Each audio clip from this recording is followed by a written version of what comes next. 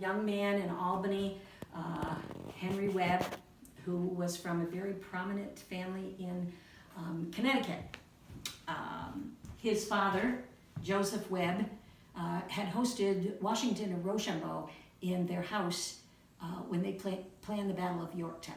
That portrait, by the way, is by John Singleton Copley of Boston fame. But anyway, actually not just Boston. He painted all the famous leaders, American leaders of that revolutionary time period. But anyway, so he's from this prominent family. He has a store in Albany with his brother selling dishes, crockery. But he meets Frances Henrietta, totally smitten. They get engaged and plan on getting married when they get word that his sister in France, now he left France when he was 20 years old. He died when he was 61 in 1825.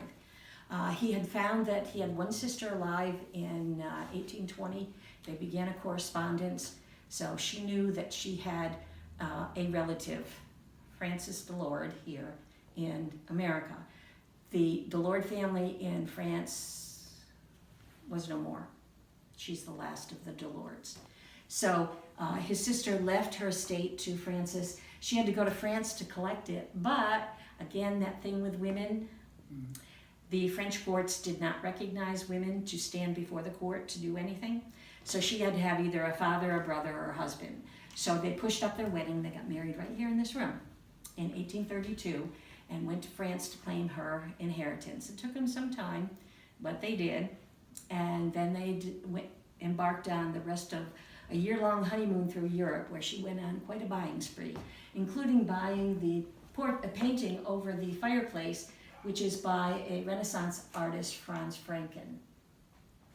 She bought a lot of other things too. When she got back, a little over a year later, in 1834, she was pregnant, and they start settling in Albany. They're building a house, and she knows she's having the baby. Her mother goes down to help her out. She's, 20 years old.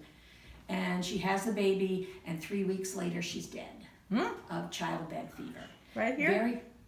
In Albany. Oh. Yeah, they were living in Albany. Betsy was down there when she had the baby. And that's, common for the time period, that dirty instruments, physicians didn't wash their hands and whatever, but she had like sepsis and died. So he's left with this infant that they named Frances Delord Webb, but he called it the stranger for the longest time. He was really taken with his wife. He never remarried. He had Betsy bring the baby back here, and Betsy brought the child up for 4 years until he thought that Betsy was too lenient with the child. Good heavens, she let the child go in the kitchen and talk to the servants, So anyway, he sent her to his spinster sister in Hartford, Connecticut. Oh, she looks awesome.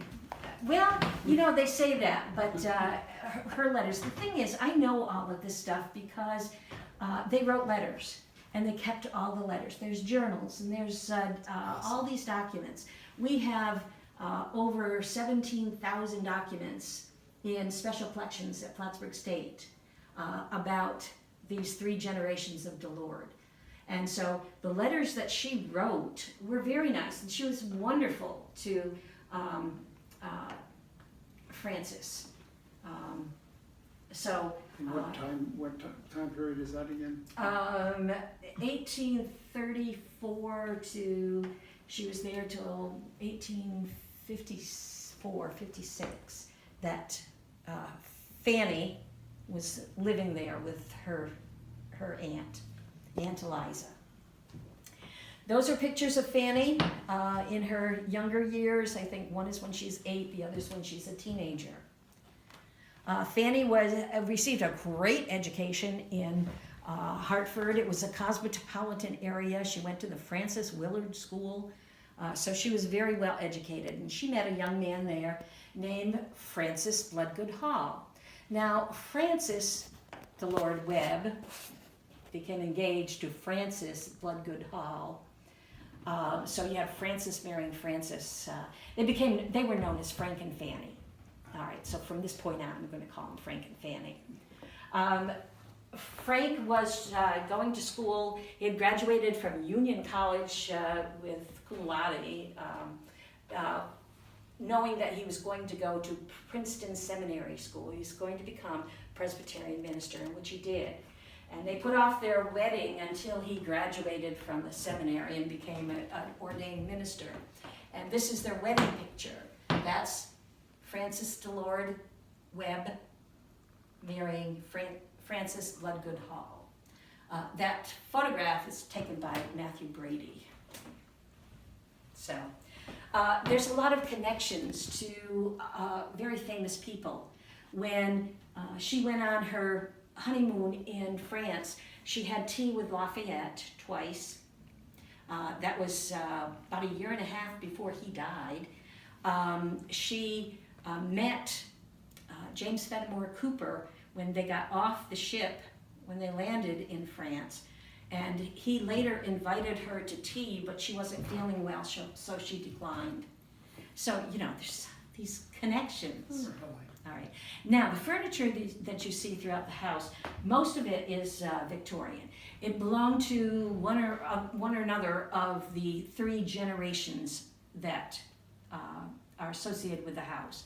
You have the Delords, you have the Webbs, and you have the Halls. And the thing is, she was the only Delord, the last of the Delords. Her daughter was the only Webb. Now, if you ever go to Shelburne, over near Burlington, the Shelburne Museum was founded by his second cousin, a Webb. If you ever go to the Biltmore in North Carolina, that's the Vanderbilts. A Vanderbilt cousin, married the Webb that started Shelburne. So you have these connections. Doctors. She figured that they were well off, that they had a responsibility to give back to the community. So she only administered to the poor. She also was the head, started the WCTU. She felt alcoholism was a big problem here, and helped started the Home for the Friendless, and that's actually the name of it, the orphanage and home for destitute women. I think that is similar to this right here. I know what